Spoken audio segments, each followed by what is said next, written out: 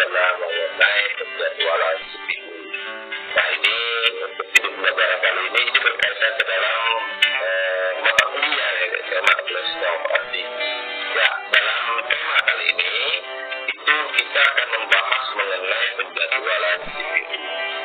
Nah, sebelum saya melanjutkan ke dalam video penjelasan materi di dalam penjelasan penjadwalan CPU, ya bagi teman-teman yang baru bergabung di sini silakan like video kita ya, jika misalkan yang akan yang menyukainya ya silakan memberikan komentar di bawah jika misalkan dalam video dari nanti ada yang ingin saya tanyakan dan mungkin yang kurang kalian mengerti.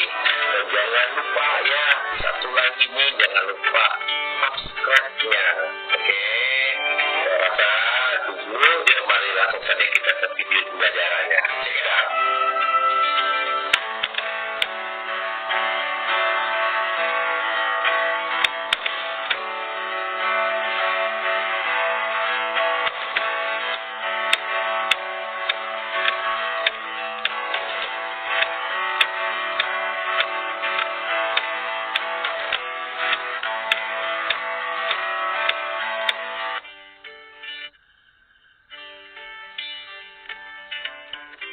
Ya, baiklah.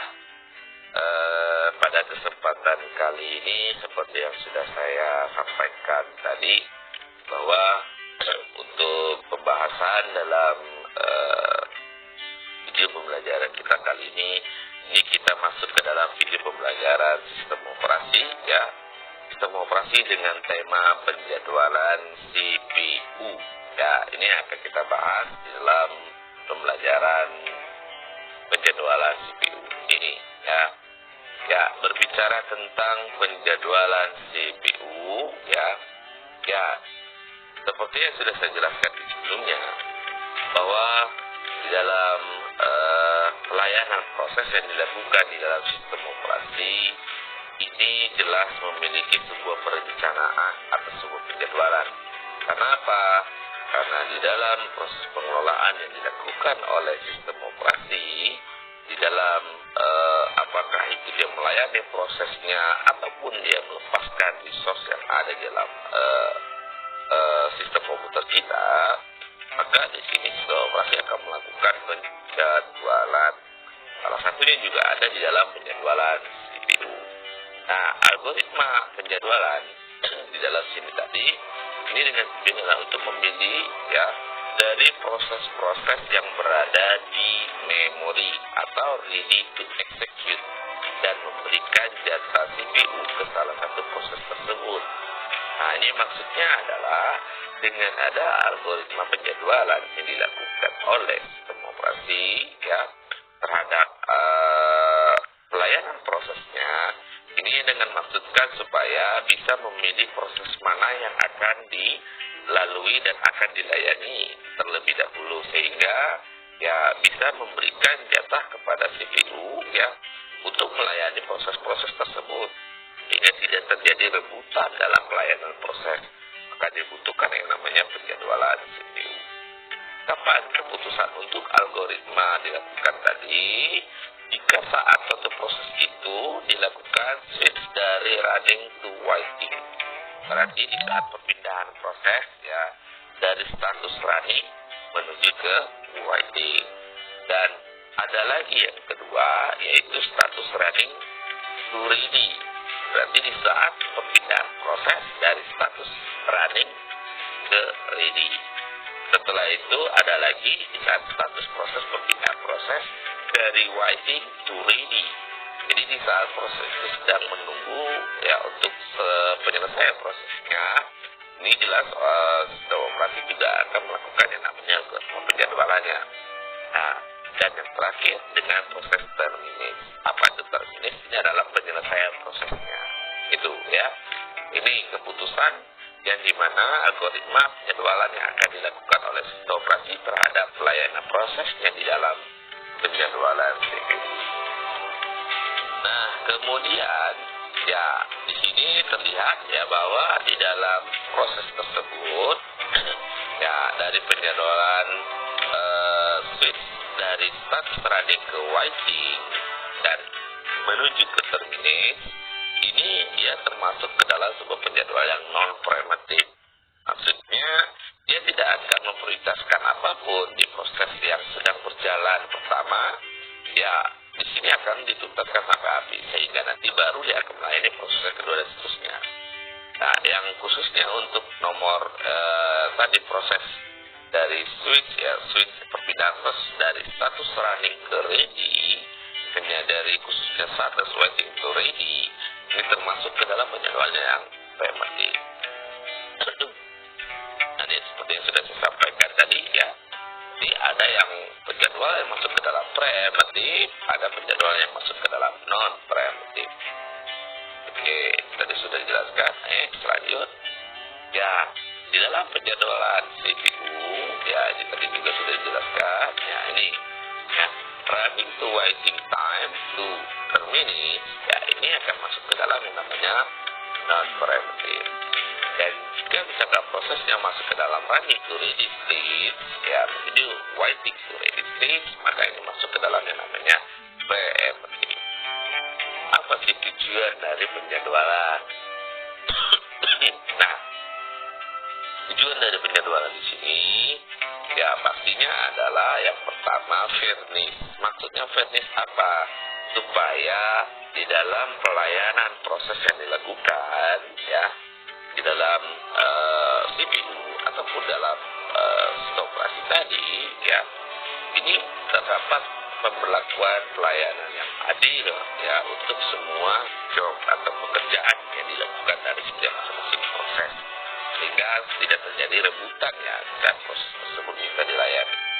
Nah, kemudian yang kedua ini memaksimumkan throughput. Apa itu throughput?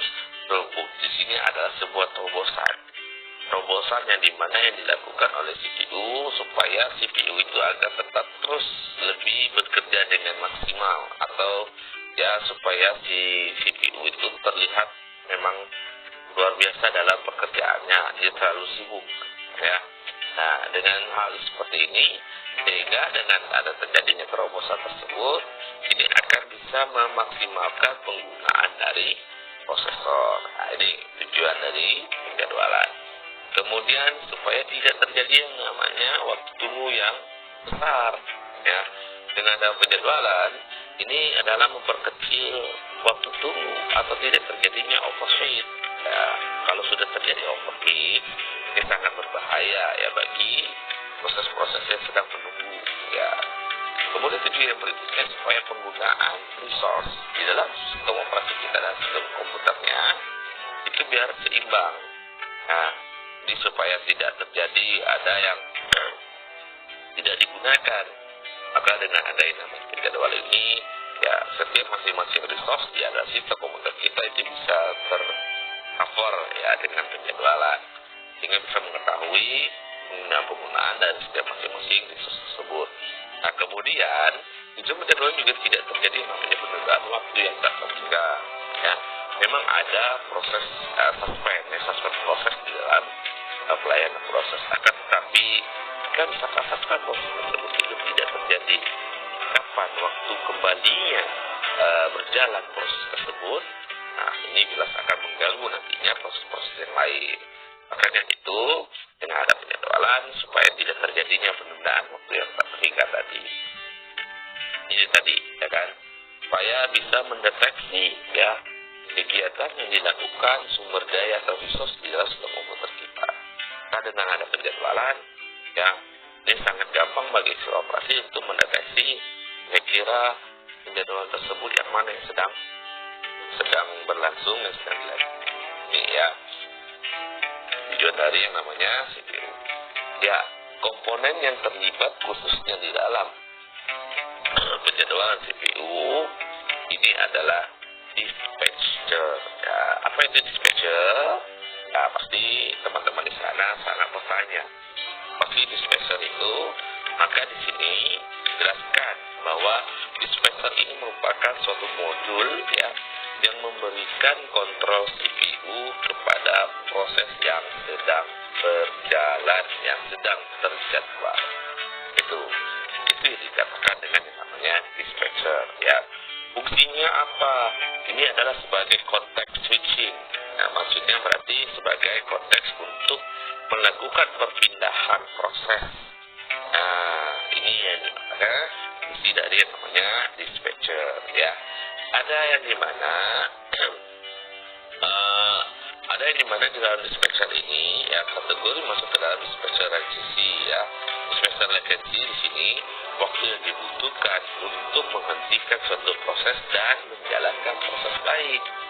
Nah, itu ya. Dia masuk ke kategori yang namanya dispatcher latency. Oke. Nah, ada beberapa kriteria penjadwalan. Jadi dikatakan penjadwalan yang baik dan tidak itu seperti apa? Ini dia kriteria penjadwalan yang dikatakan baik atau tidaknya. Ini pasti salah satunya masuk ke dalam yang namanya tujuan tadi, ya kan ya. Yang pastinya ya penjadwalan itu dikatakan penjadwalan baik jika yang pertama adalah fairness, ya.